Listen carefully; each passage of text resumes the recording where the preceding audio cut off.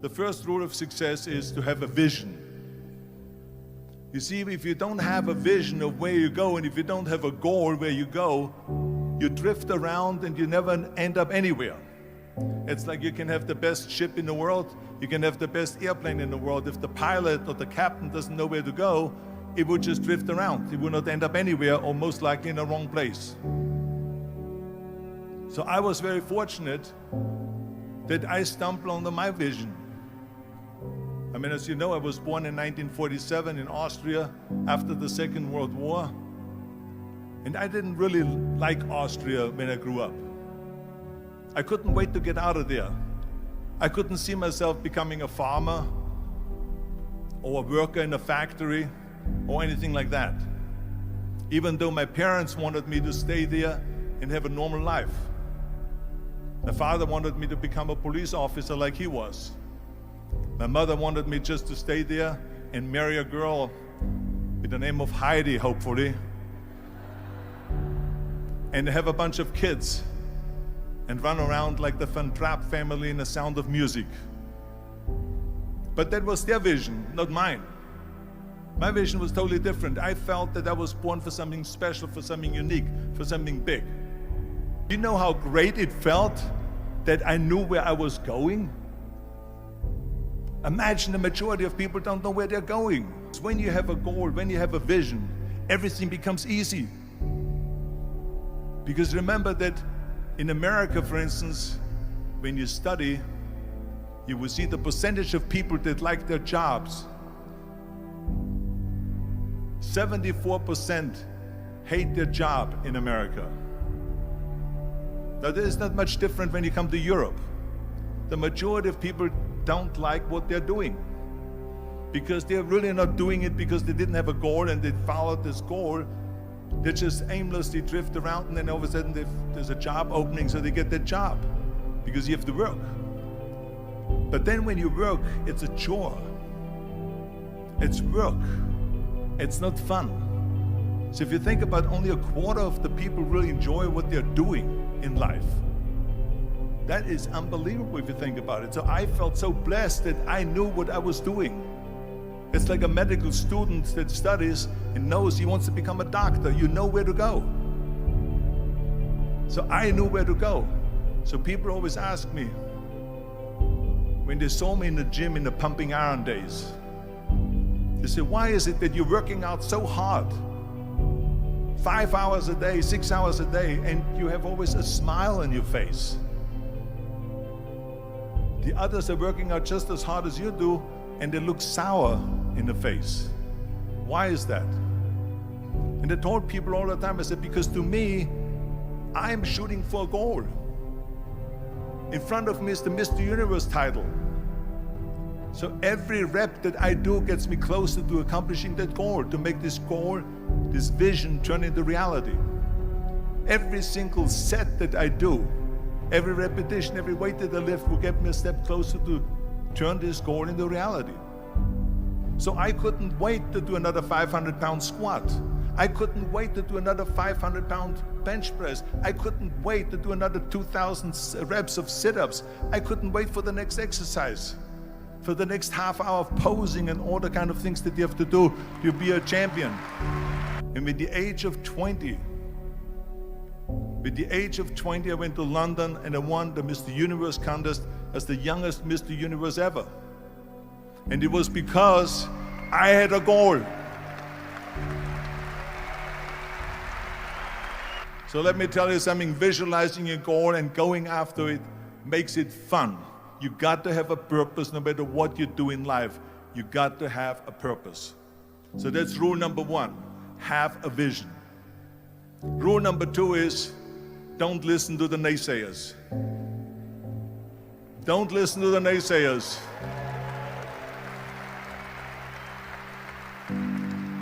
Everything I ever did, the thing that I heard out of people's mouth was, that's impossible.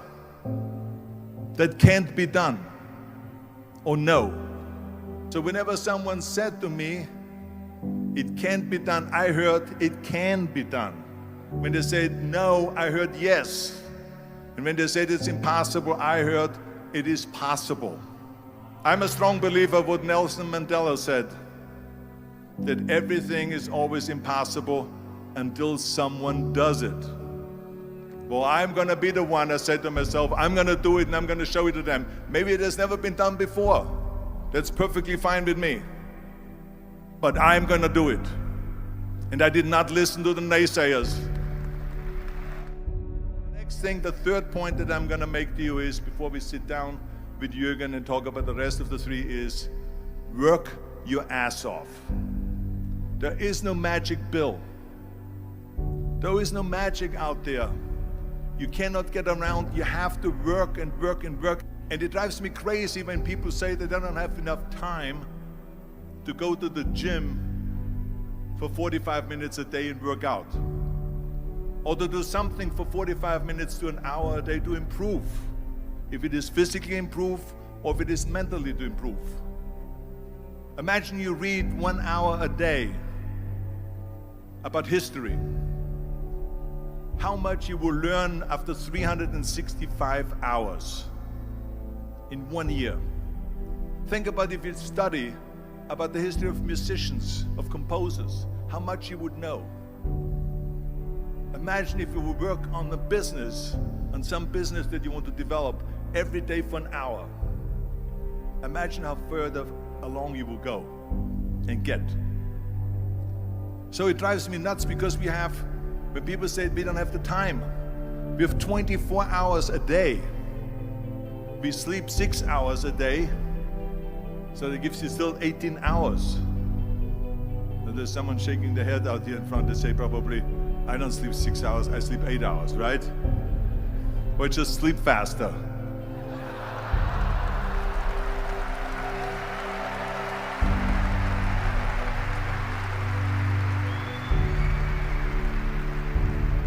So we have 18 hours a day. The average person works around 8 to 10 hours. So let's assume it's 10 hours, so we have 8 hours left. Then you travel around an hour a day, maybe 2 hours a day. So now you have still 6 hours left. So what do you do with these 6 hours? What do you do with these 6 hours? Then we eat a little bit, then we schmooze a little bit, talk a little bit to people and all that stuff. But you can see how much time there is available if you organize your day.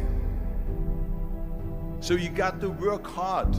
I mean, let me tell you something. When I went to America, I went to college. I went and worked out 5 hours a day. And I was working on construction. Because in those days in bodybuilding, there was no money. I didn't have the money for food supplements or anything. So I had to go to work. So I worked on construction.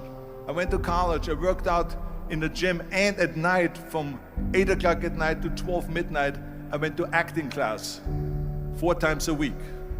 So I did all of that. There was not one single minute that I wasted. I became very friendly with Muhammad Ali in the 70s. And Muhammad Ali worked his butt off. And I saw it firsthand.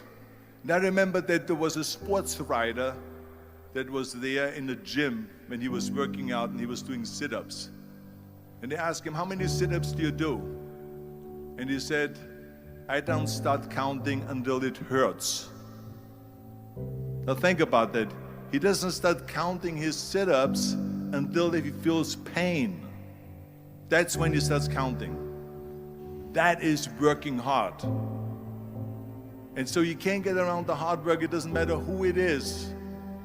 As a matter of fact, I believe what Ted Turner said, work like hell and advertise.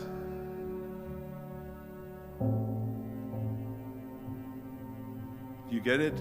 Work like hell, go to bed, and early to rise, work like hell and advertise. So you work your ass off, and then you let the world know about your work. That's what it is all about. Let people know. If you have a company, if you have a movie, if you do a sports, work your ass off, but then advertise and let everyone know. I hate Plan B. And I tell you why. Because we have so many doubters, as I've said earlier, the no-sayers. We have so many of those people that say no, and you can't do it, it's impossible. That is okay, because we just turn off, as I said earlier, and we listen and we hear the no being a yes. You can't do it, you can do it, and all of that. So that is possible to do that amongst all the negative people around you. But when you start doubting yourself, that's very dangerous. Because now what you're basically saying is that if my plan doesn't work, I have a fallback plan, I have a plan B. And that means that you start thinking about plan B, and every thought that you put into plan B, you're taking away now that thought and that energy from plan A.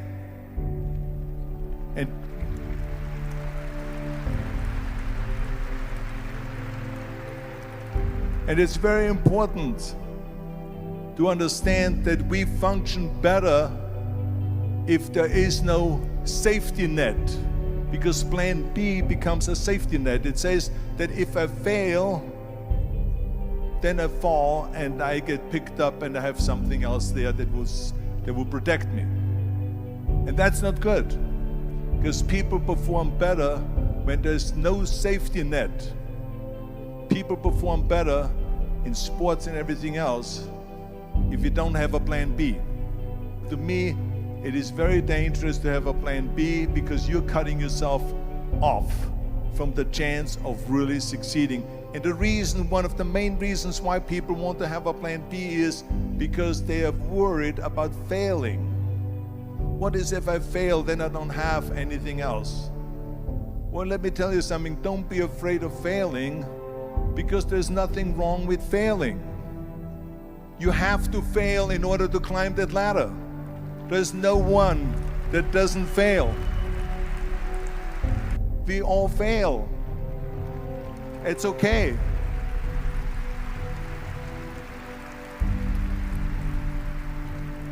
What is not okay is that when you fail, you stay down.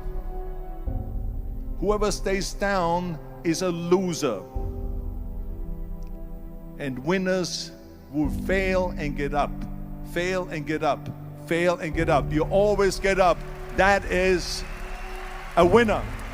That is a winner. Hey, we all lose. We all have losses. This is okay. And this is why I say don't be worried about losing, because when you're afraid of losing, then you get frozen. You get stiff. You're not relaxed. You got to be, in order to perform well in anything, if it's in boxing or if it is on your job or with your thinking, is only happening when you relax. So relax. It's okay to fail. Let's just go all out and give it everything that you got. That's what it is all about. So don't be afraid to fail. This is one of my 6 rules to success. You can only feel complete as a person if you think about what can you do for your fellow member around you that maybe needs help. I felt like that. Everyone has a different motivation why you get into that. I was an immigrant going to America, and I saw how America was the most generous country in the world. I mean, they opened up their arms to me, they helped me, they invited me for Thanksgiving dinner. The people, they brought me, the bodybuilders in the gym brought me plates to my apartment because I had no plates, I had no silverware, I had no bedware, I had no pillows, I had no blanket, I had no TV, I had no radio, I had nothing. They brought it to my apartment. They helped me. And I saw that firsthand, this generosity in America. And I said to myself, as an immigrant that is being embraced with open arms, that I need to go and make sure that I give something back.